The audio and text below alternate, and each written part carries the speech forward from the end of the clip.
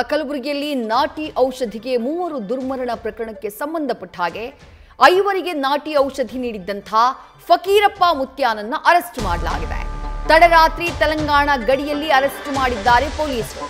ತೆಲಂಗಾಣದ ತಂಗಿ ಮನೆಯಲ್ಲಿ ಅಡಗಿ ಕೂತಿದ್ದ ಈ ಫಕೀರಪ್ಪ ಸಾರಾಯಿ ಕುಡಿತದ ಚಟ ಬಿಡಿಸೋಕೆ ಔಷಧಿಯನ್ನ ಕೊಟ್ಟಿದ್ದ ಫಕೀರಪ್ಪ ಆತ ಕೊಟ್ಟಂತ ಔಷಧಿಯನ್ನ ಸೇವಿಸಿದ ಬಳಿಕ ಒದ್ದಾಡಿ ಮೂವರು ಪ್ರಾಣವನ್ನ ಕಳ್ಕೊಂಡಿದ್ರು.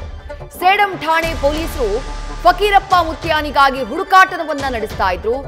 ಆಂಧ್ರದಲ್ಲಿ ತೆಲಂಗಾಣದಲ್ಲಿ ತನ್ನ ತಂಗಿಯ ಮನೆಯಲ್ಲಿ ಅಡಗಿದ್ದಂತಹ ಫಕೀರಪ್ಪ ಮುತ್ಯಾನನ್ನ ಅರೆಸ್ಟ್ ಮಾಡುವಲ್ಲಿ ಪೊಲೀಸರು ಸಕ್ಸಸ್ ಆಗಿದ್ದಾರೆ. ಫಕೀರಪ್ಪ ಮುತ್ಯ ಅರೆಸ್ಟ್ ಆಗಿದೆ. 3 ಜನ ಪ್ರಾಣವನ್ನ ಕಳ್ಕೊಂಡಿದ್ದಾರೆ. ಇನ್ನೂ 2 ಆಸ್ಪತ್ರೆಗೆ ದಾಖಲಾಗಿದ್ದಾರೆ ಅನ್ನುವಂಥ ಮಾಹಿತಿ ಇದೆ.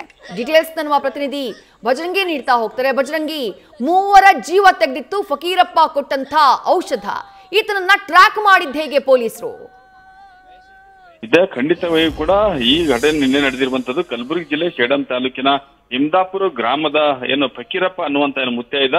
ಈತ ಕುಡಿತದ ಚಟ ಬಿಡಿಸುವವರಿಗೆ ಒಂದು ಔಷಧ ಹಾಕುವಂತ ಕೆಲಸ ಮಾಡ್ತಾ ಇದ್ದ.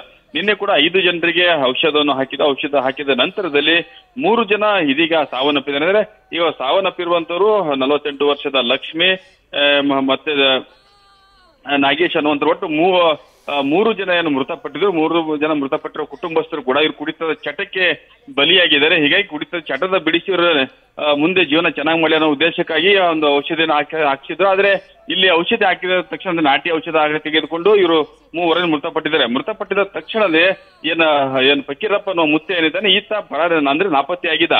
ಅಲ್ಲಿ ಸ್ಥಳದಿಂದ ಕಾಲ್ಕಿದ್ದ ನಂತರದಲ್ಲಿ ಪೊಲೀಸರು ಕೂಡ ಸೇಡಂ ಠಾಣೆ ಪೊಲೀಸರು ಕೂಡ ಸ್ಥಳಕ್ಕೆ ಭೇಟಿ ನೀಡಿ ಪರಿಶೀಲನೆ ಕೂಡ ನಡೆಸಿದ್ರು.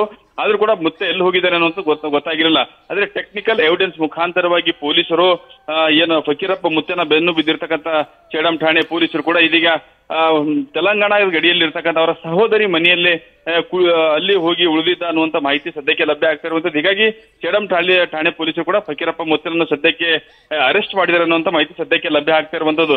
ಅದೇನೇ ಇದ್ರೂ ಕೂಡ ಈ ನಾಟಿ ಔಷಧಿಯಿಂದಾಗಿ 3 ಜನ ಬಲಿಯಾಗಿರೋದು ನಿಜಕ್ಕೂ ವಿಪರ್ಯಾಸ ಸರಿ ಇದೆ. ಥ್ಯಾಂಕ್ ಯು ಬಜರಂಗಿ ತಮ್ಮೆಲ್ಲ ಡೀಟೇಲ್ಸ್ಗೆ. ನ್ಯೂಸ್ ಫಸ್ಟ್ ನಿರ್ಭೀತಿಯಿಂದ ನಿಮ್ಮ ಪರವಾಗಿ.